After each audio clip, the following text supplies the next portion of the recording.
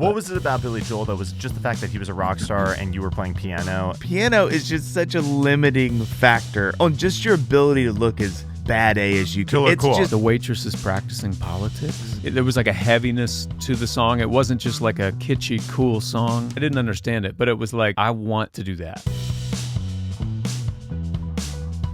John, did Billy Joel's music teach you how to play piano? Is that how you learned how to play piano? Was it from listening to Billy Joel? No. But Billy Joel he was sort of like early on when I was really young. I was already playing piano, like classical piano. I don't even remember life before taking piano lessons and stuff like that. But I remember seeing a video of Billy Joel early on and being like, that seems like an other thing. Like I wasn't connecting piano with Billy Joel, even though he was playing piano. It was nothing like what I was playing. But I just always wanted to be Billy Joel.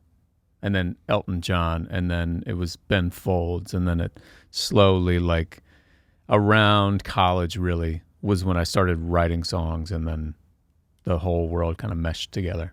What was it about Billy Joel that was just the fact that he was a rock star and you were playing piano and it felt like you could then play piano and do what he was doing? Like, was it just the fact that you were already playing piano and he was a piano player? Is that what drew you to him, or was it something else? Yeah, probably. But I remember hearing Piano Man. It was everything about it, like down to the fact that he was wearing a sport coat like I would see my dad wear, but he had a T-shirt underneath.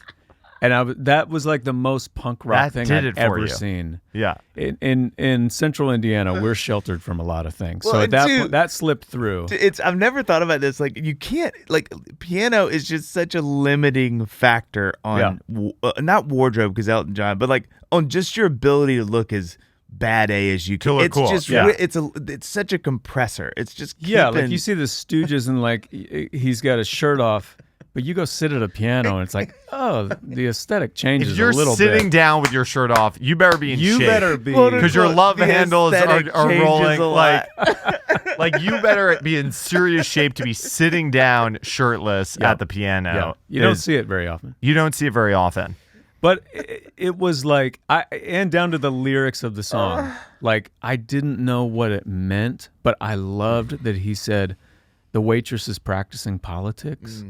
Like there was something like, I knew that this was like serious. I knew this was connecting with people, and it was like there was like a heaviness to the song. It wasn't just like a kitschy, cool song, but I didn't understand it. But it was like, I want to do that. I want to write lyrics that are like meaningful and like serious, and like, you know, wear a T-shirt under a sport coat.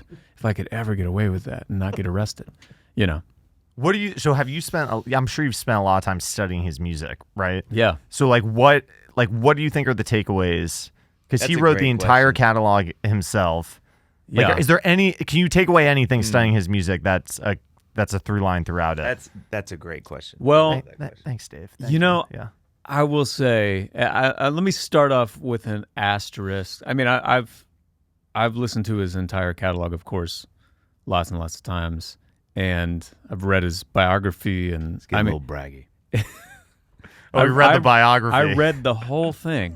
I didn't listen to it. Most of the guests, he doesn't read their books I didn't fully. listen to it. I read But it. for Billy, he Cover read to the cover. If we could have cover to Billy on cover. Dadville, it'd be game over.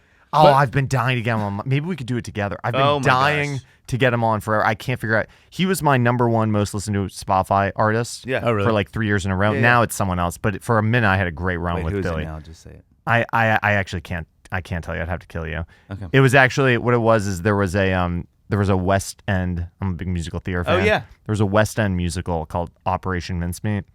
When that album came out, I saw the show in London. It's one of the best shows I've seen in years.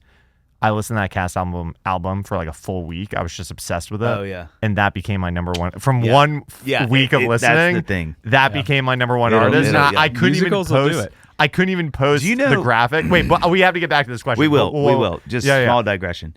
John and I have this funny game where I love asking people what the song that's in their head naturally the most. So Yeah. just like if you're walking around London and you just start humming, what is it? John's is both don't get around much anymore. And oddly enough, Remember the Time by Michael Jackson. Yeah. Mine is the bridge of "Then in the morning," Still Crazy After All These Years. Oh, yeah. That then goes into Come Back to Bed by John Mayer, which I found out was in the same key, and that's why. But you know what it's been? Here's where I'm going with this. You know what it's been this week out of nowhere is There's a Place for Us. Yeah. Which is out of nowhere. Yeah. But now that's what I've been singing all week.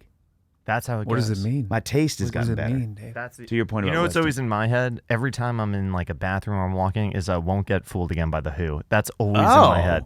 I love this Every game time just in a as bathroom. much as I like a game. I feel like whenever I'm washing my hands Uh-huh. at like a wedding or a ar mitzvah or like something. I wonder if it's like a that song sound always- that triggers it. Maybe. It's in the track. So John, he had anyway. a question for you. I messed it up. The question You was, read what- his whole what was, biography, Like, you listened to his you've done all whole this research catalog. on Billy Joel. What have you learned, especially musically speaking?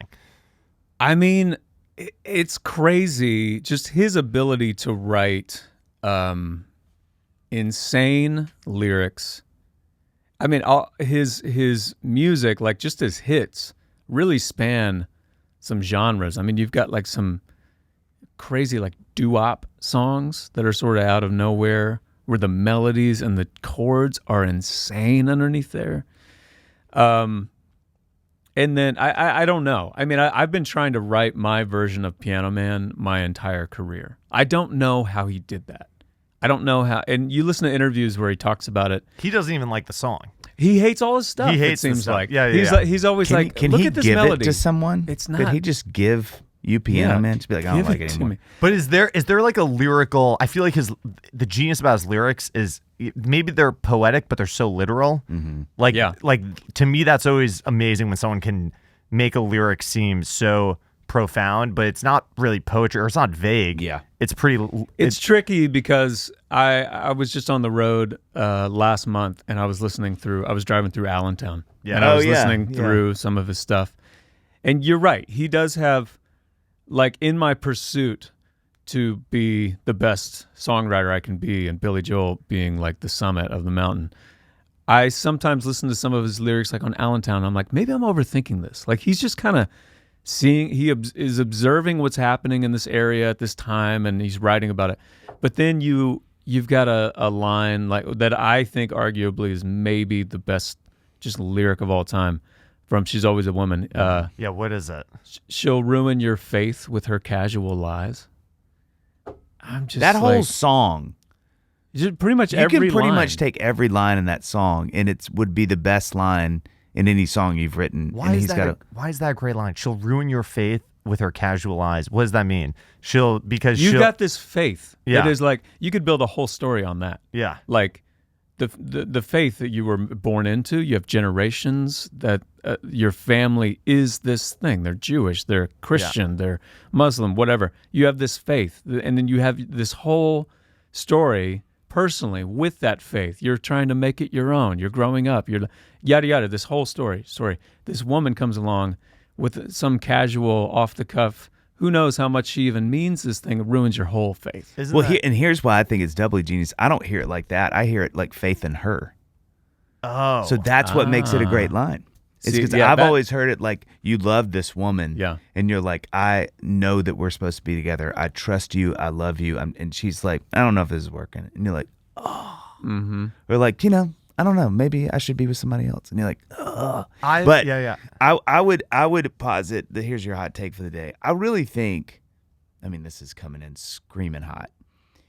If aliens came to Earth and said, okay, America, who best represents American music as a singer-songwriter? I think I'd say him. It's got to be him, right? Who else? It's got to be Only him. one that would give it a run for its money, but it's almost immediately disqualified in my brain is Paul Simon. But Paul is too world music. I don't think Paul even has, honestly, enough catalog. Yeah. Which is crazy to say because it's some of the best catalog ever. But like, if you think about the range of sound It's and songs, he's Billy Joel. another. I should do a whole list of this on Days 5 Hot Takes, another podcast I do. But shameless plug. thank you. We'll cut that out. Don't yeah. worry. No, please don't. Please don't. I need the streams. But it's like I just don't. He is just his breadth is so intense. And for some reason, I know people love and respect him. There's no doubt about that. But he's not in that sort of like pantheon. I don't think he's as respected as Paul Simon is. And Paul Simon's an incredible talent, a generational talent. But Billy's much thicker than everybody. It's like the width of it, like John said, is so profound. And it's not just, because here's the biggest pushback. It's not just that he did it. Because it's one thing to just try to write a bunch of music and it be like, that's good. He had hits on those songs. So it's not just like, oh, let me do a doo-wop song and then a song about this random like town Longest Time or whatever. But then like We Didn't Start the Fire, or like, Always a Woman. It's just, the thing is so unbelievably pressure, for Pete's sake. Like, it's so wide and so good. It's like the Beatles in that way to me, that they sort of went, his is even wider than the Beatles in my opinion though, but like, it's like, you can do this really, really diverse. I mean, New York State of Mind. Just if he came to music and said, this is the only thing I'm Here's my giving one to hit you, wonder, people would be like, yeah, Yeah. go to